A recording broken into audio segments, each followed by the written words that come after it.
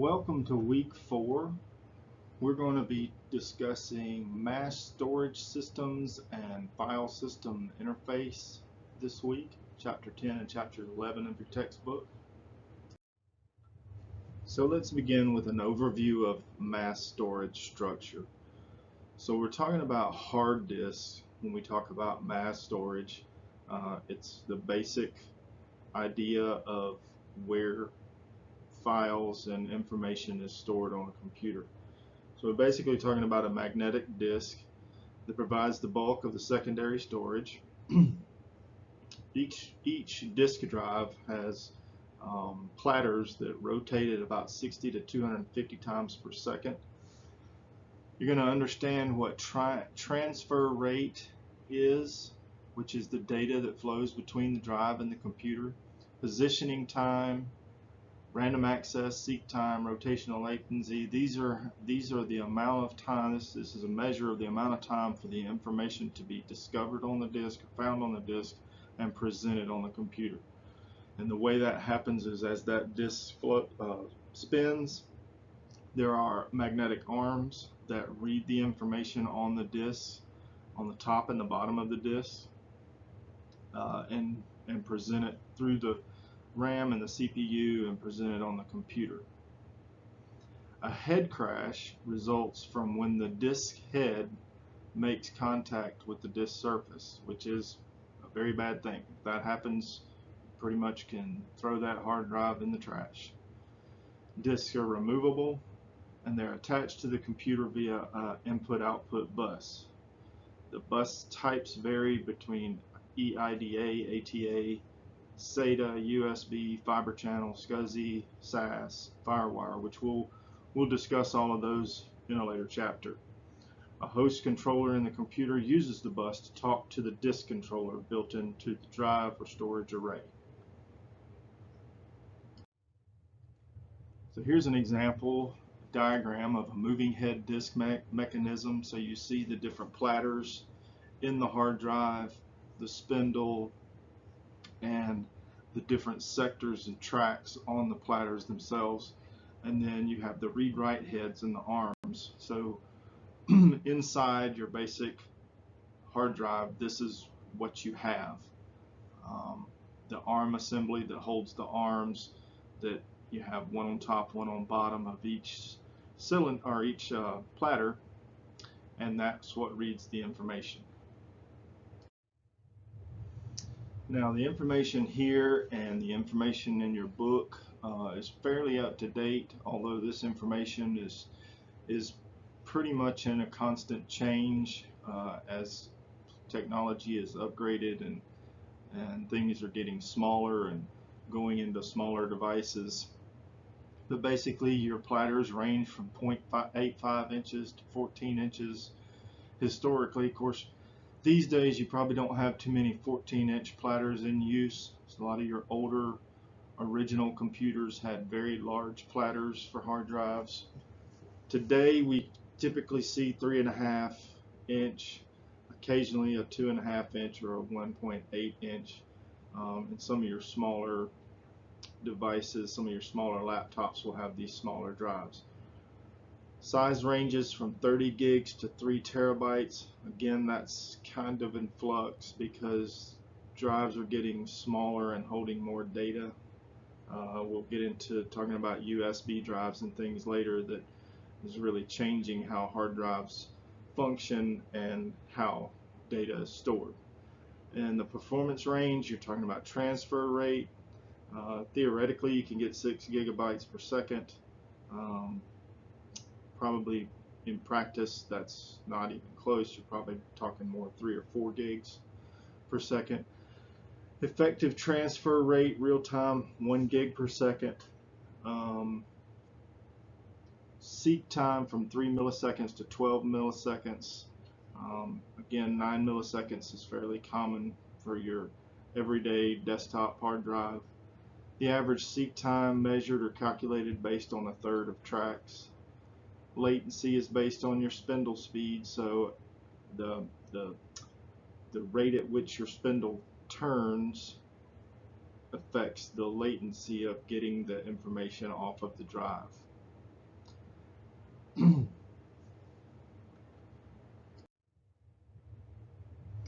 Hard disk performance, again, this is pretty much changing all the time, and with new firmware USB type drives, this is getting a lot quicker. Your access latency and average access times are here, and uh, like I said, this is changing when you're talking about the difference between a platter drive versus a firmware uh, hard drive. You're going to get a lot better speeds out of the firmware, the USB type drives, just because there's no moving parts.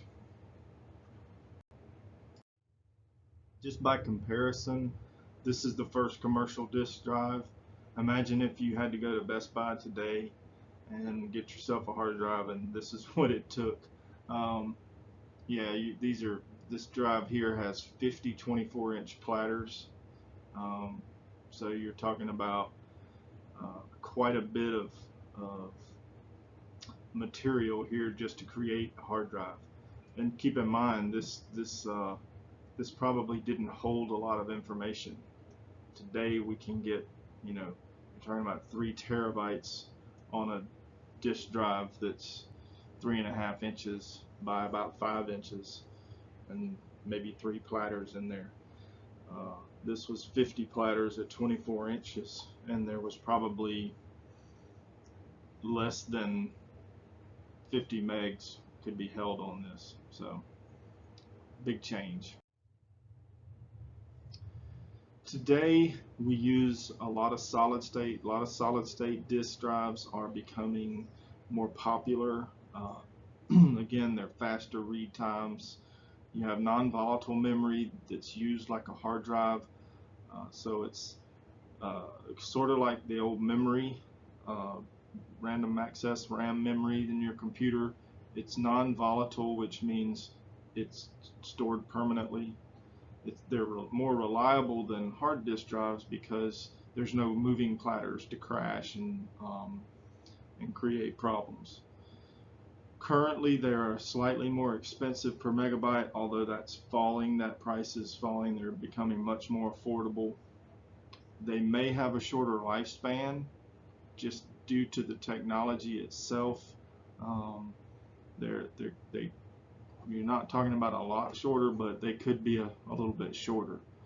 Um, I'm not sure about less capacity now.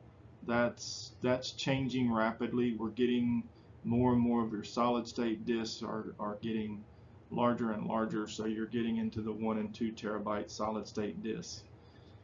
They are much faster. Says buses can be too slow to connect directly to a PCI. Um, I don't think that's true, but maybe science says differently. There's no moving parts, and there's no seek time or rotational latency. And that's the reason that they're so much faster, is just because you're not having to spin a disk up to find information somewhere on one side of a platter or not. These are sitting in bits and bytes, actually in a firmware memory type situation.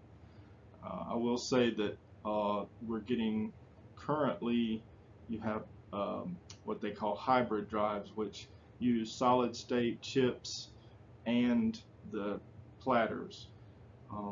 That keeps the price down. It allows us to start using the solid state without having the high overhead. Although, as I say, solid state disks are coming down in price as they become used more and more.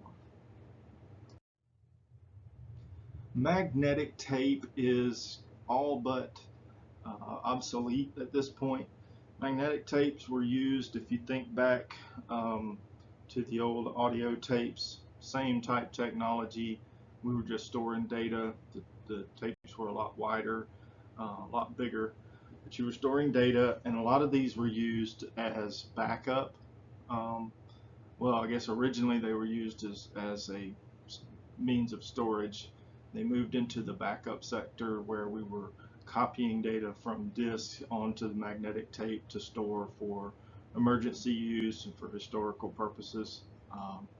really not used that much now because hard drives and solid state drives have come down in price so much and gotten so much bigger that we can now use secondary storage on drives, and we can do backups and things like that to directly to hard drives, which is a lot faster um, and um, a lot more reliable.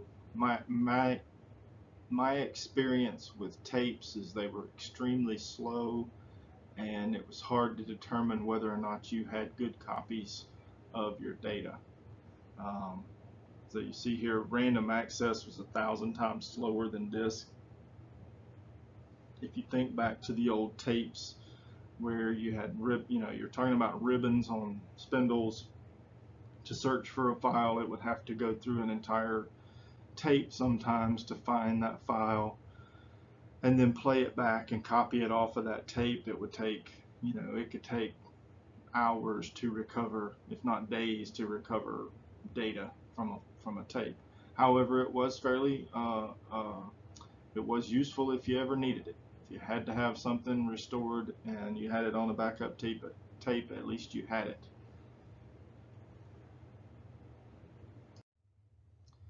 So here we talk about disk attachment. This is how the disk is actually physically attached to the computer.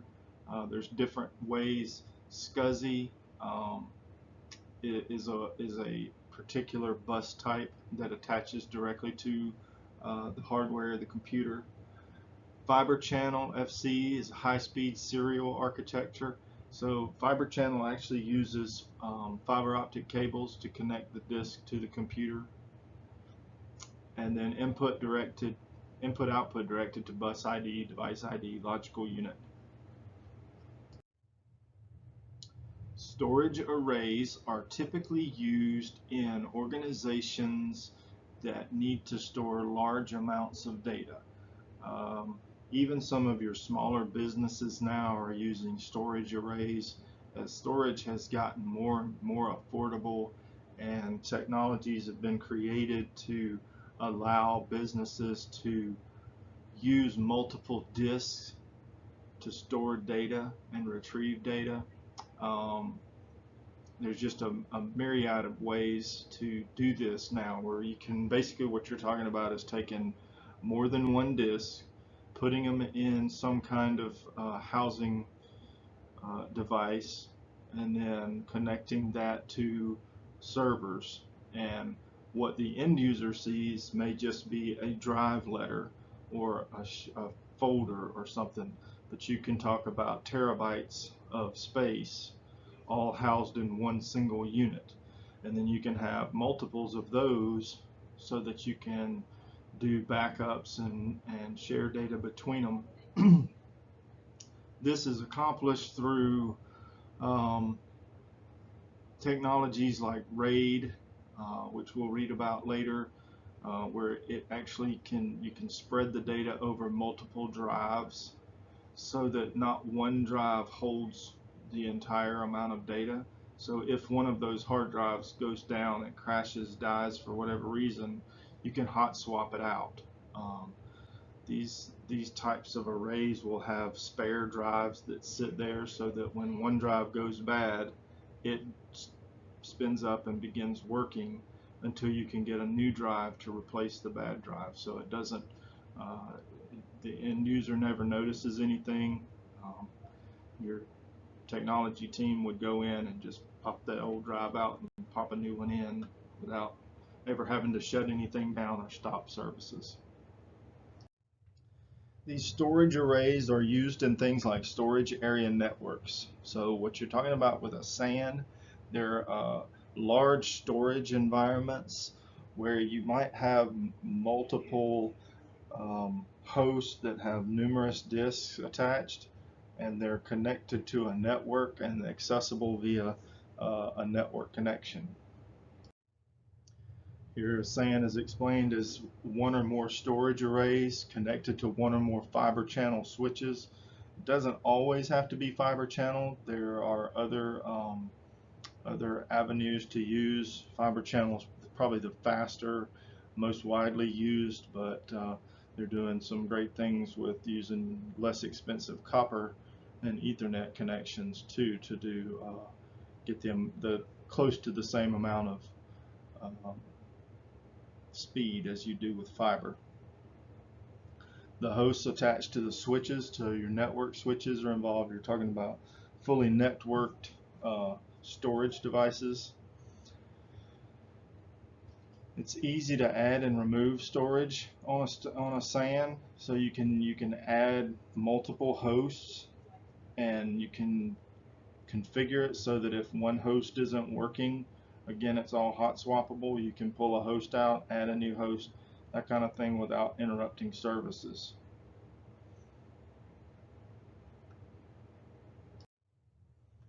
Network attached storage is sort of another version of a SAN. A NAS is directly connected to a network um, rather than having to go through a host.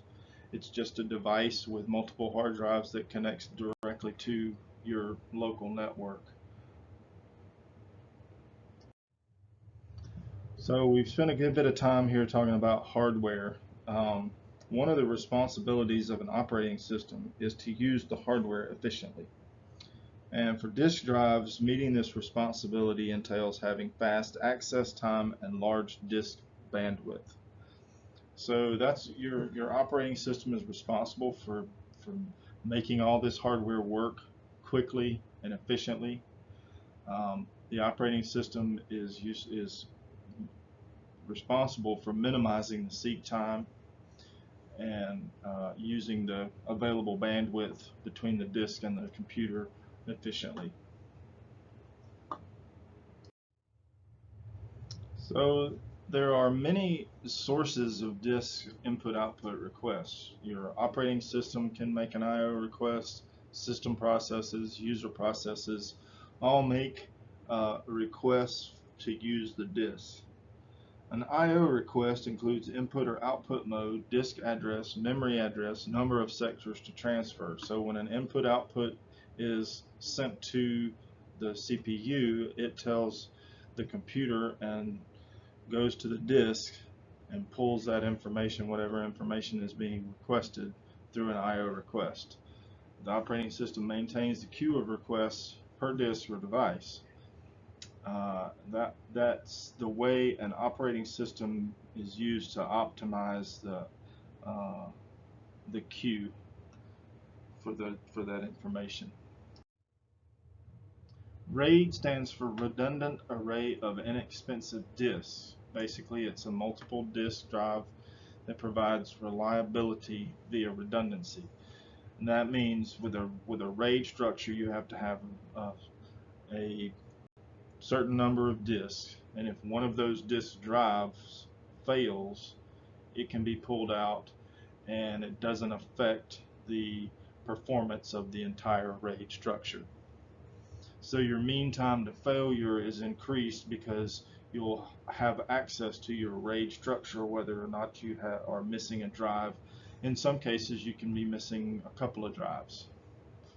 Your mean time to repair is increased because you don't have to, there's no real major rush to get that new hard drive installed in the RAID structure when one fails, because the others are going to continue to work.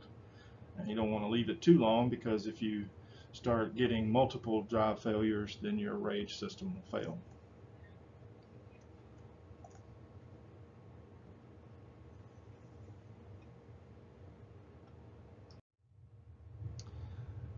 Disk striping is when we use a group of disk as a storage unit. So you would store one piece of a file on one disk, another piece on another disk, and another piece on another, so forth, until the file itself is spread out across multiple disks. That's how the RAID, if one drive fails, that you still have enough of the file to be rebuilt without damaging and losing actual data.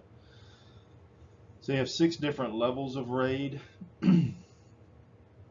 The schemes improve performance and improve the reliability of the storage system by storing redundant data. Mirroring or shadowing, which is a RAID 1. Then you have striped mirrors or mirrored stripes. And then block interleaved parity, RAID 4, 5, and 6, uses much less redundancy. RAID within a storage array can still fail if the array fails, so automatic replication of the data between the arrays is common, which means you may have multiple RAID structures that copy each other. So if a RAID, that you just get more and more redundancy in an effort to keep data safe so that it's not lost in a failure. Frequently, a small number of hot spare disks are left unallocated, automatically replacing a failed disk and having data rebuilt onto them. So again, you would have multiple disks that are not being used all the time. They're just there in case a disk fails. A hot spare goes right into work, and the information is replicated off the other disks so that it can be rebuilt quickly without interaction. So this graphic shows your different levels of RAID. The first is RAID 0, non-redundant striping. RAID level 0 refers to disk arrays with striping at the level of blocks, but without any redundancy. There's no mirroring or parity bits as shown here. So you have 4 drives that are all connected and sharing data across them, but you don't have any redundancy. So in a RAID 0 instance, if you lost a drive, you're liable to lose data. These 4 disks share the information. Not really a recommended level of RAID at this point because drives are so inexpensive. It's much safer and much more useful to use a redundant version of RAID. RAID level 1 has mirrored disk, probably the most simple version of RAID, where you would have the same number of drives and you'd have mirroring, so each drive is mirrored to a counterpart that has exactly the same data on it. So if you lose one drive, the other, its mirror takes over and you don't lose any information. RAID 2 is memory style error correcting codes. So with RAID 2, or RAID level 2, it's known as memory style error correcting organization. The memory systems have long detected certain errors by using parity bits. So each of these 3 disks here with a P on it have parity bits that keep these 4 in line, so to speak, so that if one drive goes out, these other have the same information or are storing the information. So it's a little bit less overhead than the mirrored disk. RAID level 3 has bit interleave parity. So with RAID level 3, it improves on level 2 by taking into account the fact that unlike memory systems, disk controllers can detect whether a sector has been read correctly. So a single parity bit can be used for error correction as well as for detection. RAID 4 has block interleaved parity. This uses block level striping as in RAID 0, and in addition keeps a parity block on a separate disk for corresponding blocks from other disks. RAID 5, which is probably the most common version of RAID, has block interleaved distributed parity. So you have a minimum of 5 disks, and each disk holds some of the parity information. So the information is spread across all 5 disks. If one disk fails, it's easy to replace that one disk without losing any data. Now we have RAID 6, which is P plus Q redundancy scheme.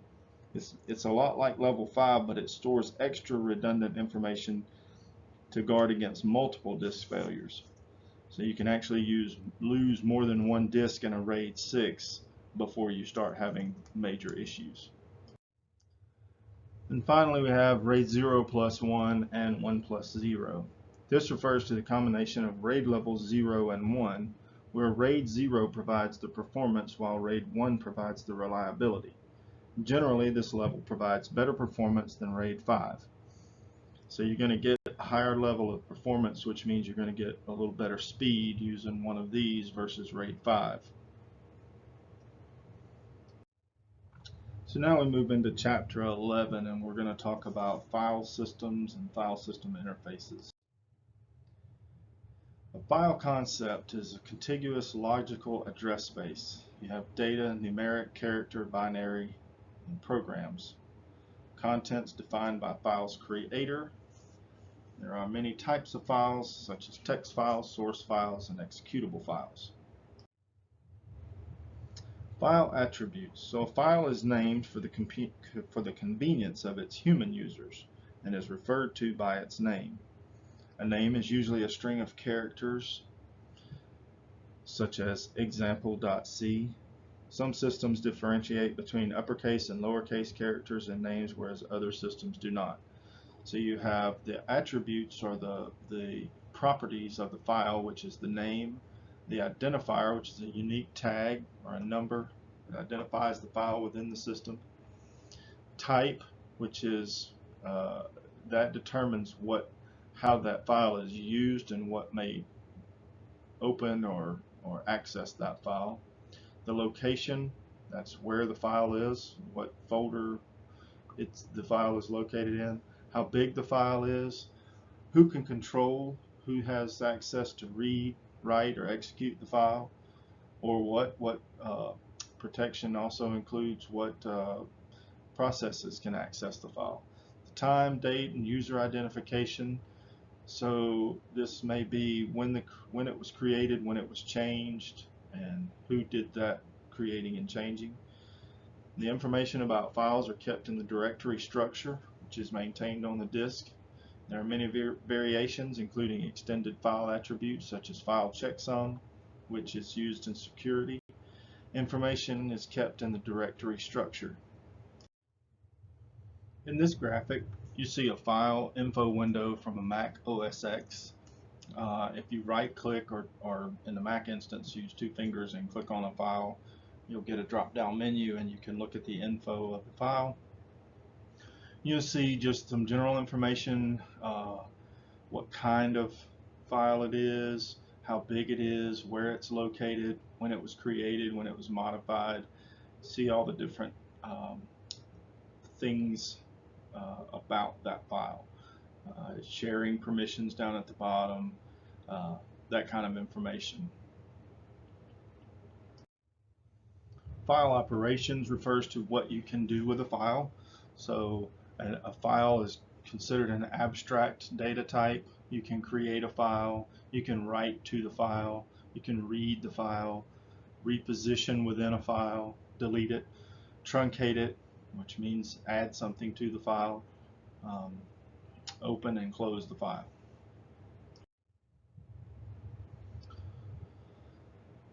A lot of different information is needed to manage an open file, such as an open file table. Most of the file operations mentioned involved searching the directory for the entry associated with the named file. To avoid this constant searching, many systems require that an open system call be made before a file is first used. The operating system keeps a table called the open file table, containing information about all open files. So that way it helps with the speed of finding files. When a file is open, the operating system keeps track of that. That also helps if you're on a network, maybe sharing files, so that when you have a file open and someone else tries to access it, it lets that person know that, hey, this file is open, you may not be able to edit it. A file pointer points to the last read-write location. So when you open a file, make changes, and save it, all of that information is stored by the operating system, so the next time you need to access that file, the operating system knows exactly where that file is. Keeps a count of how many files are open or how many times a file has been opened. The disk location of the file is cached so that it's, again, easier to find by the OS when you're trying to access the file. Most OSs have open file locking systems, so that when a file is open, someone else can't access and make changes. It could create quite a bit of havoc if you've got a file open by multiple people all trying to make changes to it at the same time, that's going to create problems. So the OS will lock the file once it's open so that nobody else can access it, or if they can access it, it's only readable, they can't make any changes. So here's a list of different file types by name and extension. You probably noticed in Windows you typically don't see the extension of the file.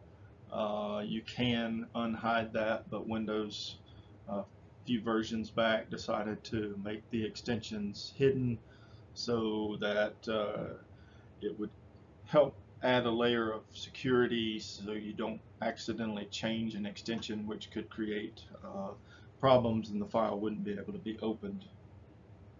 So here we have the file type list on the left. You have executable, which has an extension usually of .exe, .com, bin, or in some cases there is no extension. And some OSs, Linux, sometimes might have an executable file that doesn't have an extension at all on it.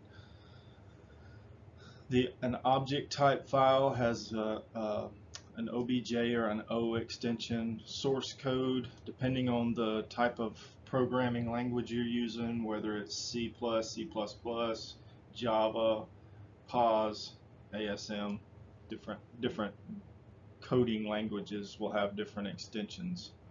A batch file, which is batch files are used in OSs. They're little small programs that can be created quickly to cause commands to happen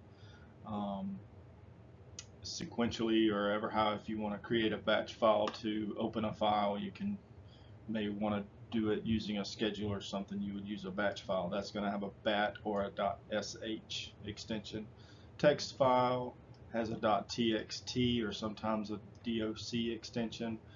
Word processing, or have a WP, TEX, RTF, or a doc, a Windows, Microsoft Office Word document has a DOC extension, which has been extended, I think, to docx now for Microsoft Office. Library files, print and view files, so PDF, which is a print distribution file. JPEG sometimes is associated with pictures. Archive, ARC, zip, tar.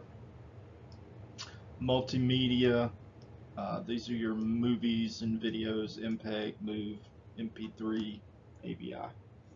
So those are just the different types of files. There's many more that you'll see in computers.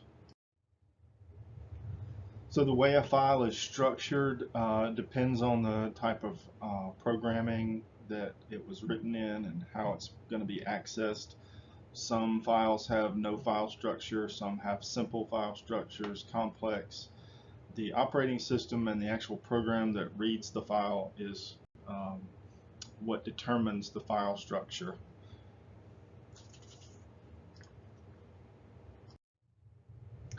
Disk structure refers to how the disk, the hard drive, is set up to hold the files. It can be divided into partitions, can be on a RAID as we discussed earlier. It can be used in a raw format or in a formatted file system. The partitions are known as mini disks, so you have parts of the disk that are partitioned out into smaller mini disks. Entity containing file system is known as a volume, and each volume contains a file system which tracks the file system's info. Then you have general purpose file systems. They're numerous, and then some special purpose file systems that all fall within the same operating system or computer. So that's it for this week.